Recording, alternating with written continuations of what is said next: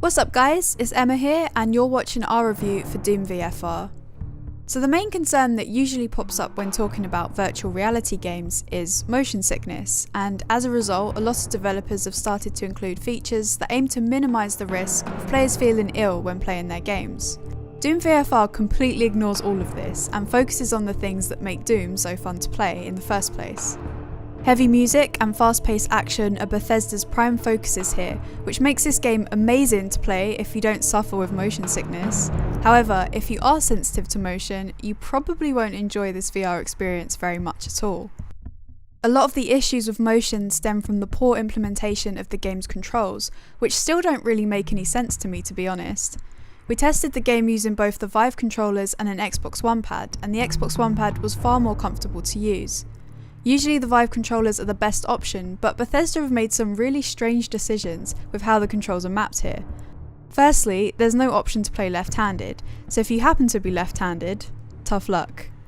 Secondly, when using the Vive controllers, the left trackpad is used to dash forwards, backwards, left and right, but this is relative to where you're looking rather than where you're standing, which can be a huge problem when you're trying to avoid multiple enemies. These dash movements are also pretty jarring and made me feel quite sick. While using the Vive controllers, my only real option was to teleport, which is fine if you're just looking around, but quickly becomes too much when you're fighting waves of demons.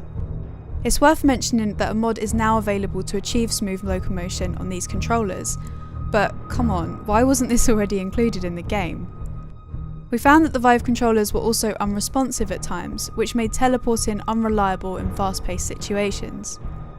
Using weapons and completing some of the puzzles where you have to drag objects to a designated spot also felt quite awkward at times, as the controller wouldn't shoot where we were aiming and would just drop the puzzle items.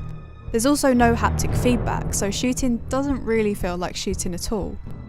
As I mentioned before, the Xbox One pad was a lot easier to use, and we certainly recommend you use that over the Vive controllers.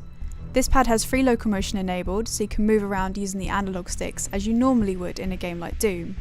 If you're looking to play Doom VFR seated, this is the way to go. With regards to performance, I was kinda surprised by how often the game crashed, considering how short it actually is. At points, the game would randomly freeze and would then kick back into life after a few seconds. Our rig is perfectly capable of running VR, and we've never had these kind of issues with other VR games, so this was pretty frustrating. Other times it would just completely crash and we'd have to restart.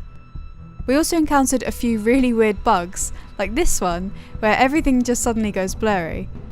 Maybe we were just really unlucky here, but the game seems a bit buggy, so keep that in mind. Overall, Doom VFR does what it's set out to do, for the most part. This is as close as we're getting to Doom 2016 in VR, and it's just as action-heavy, fast-paced and crazy as we hoped for. Despite its flaws, it's still a good game, and with a few tweaks, it has the potential to be awesome. It's slightly disappointing that Bethesda didn't factor in players with motion sickness, as I know a lot of people are a bit gutted that they can't play it without feeling ill. But again, if you don't suffer with motion sickness and you have a Vive or PSVR, this is still worth experiencing. I mean, it's Doom. Thanks for checking out our review. Remember to do all that liking, sharing and subscribing business, and we'll see you in our next video or stream. Have a good day!